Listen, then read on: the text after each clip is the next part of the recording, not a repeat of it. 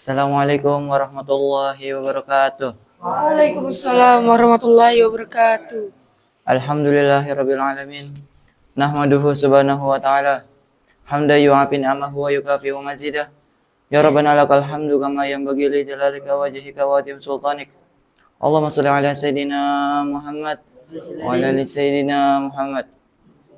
Allahumma inna ala dzikrika wa syukrika wa ni'matik warzuqna yawma tabata qabla al-maut wa syahadata indal maut wal jannata ba'dal maut, amma ba'du. Yang kami hormati, yang kami cintai guru kita semua Al-Mukarram Al-Muhtaram Abu Yahya wa Umi Firuz beserta keluarga. Semoga Allah memperpanjang umur beliau dalam keadaan taat serta sehat wal afiat. Dimudahkan urusan dunia dan akhirat beliau, wabil khusus urusan dakwah beliau. Amin amin ya rabbal alamin. Alhamdulillah, segala puji atas nikmat dan karunia-Nya hingga pada pagi ini kita masih bisa bersilaturahmi kembali dalam rangkaian acara Maulidul Hasanah. Qala Nabiullah Isa bersabda, "Man ta'allama wa 'alimi wa 'alama yud'azima fi malakutis samawat." Barang siapa yang mengajarkan, barang siapa yang belajar dan mengamalkan serta mengajarkan, maka ia akan disebut orang yang agung di kerajaan langit. Dakwah adalah mengajak orang lain agar senantiasa berada di jalan Allah. Dakwah bukan hanya tugas seorang alim, bukan hanya tugas seorang ustadz, akan tapi dakwah adalah tugas kita semua sebagai umat muslim. Dakwah bukan hanya bisa menggunakan ilmu, akan tapi juga bisa menggunakan harta ataupun tenaga. Dan janganlah kita berdakwah hanya menunggu kaya, hanya menunggu mempunyai ilmu. Karena pangkat tertinggi dalam berdakwah adalah ketulusan. Allah memandang hambanya sesuai ketulusan ia.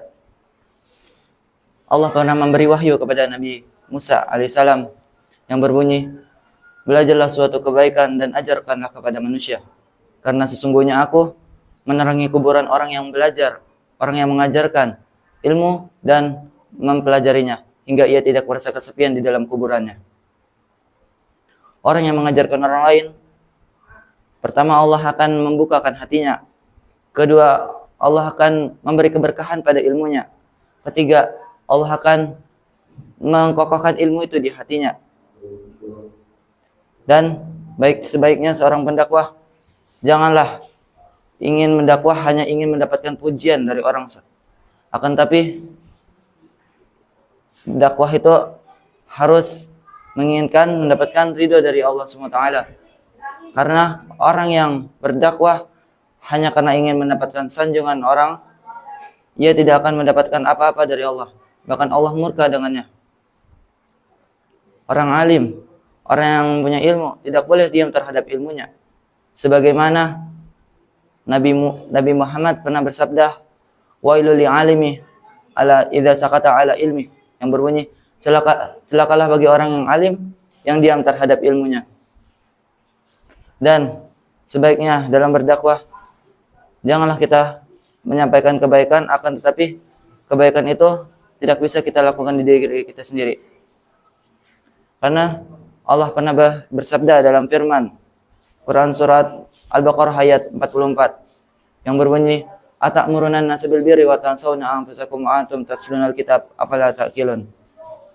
Yang artinya, mengapa kamu mengajak orang lain mengerjakan kebaikan, akan tapi kamu lupa dirimu sendiri.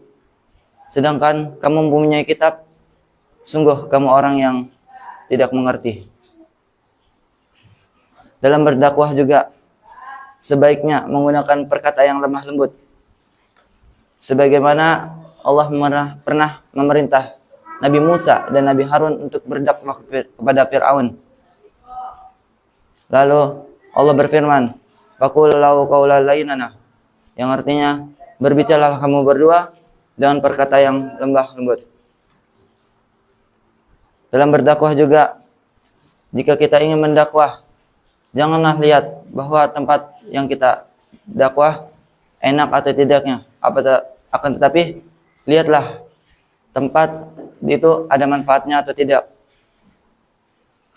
Dan dalam berdakwah, jika kita menyampaikan kebaikan, akan tetapi kebaikan itu tidak ada yang membuat orang berubah, orang itu tidak ada berubah sama sekali.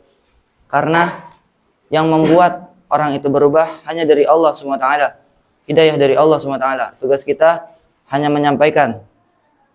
Maka dari itu, ayo kita selalu berdoa agar mendapatkan hidayah dari Allah SWT.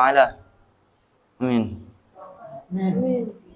Mungkin itu saja yang bisa saya sampaikan. Akhirul kalam.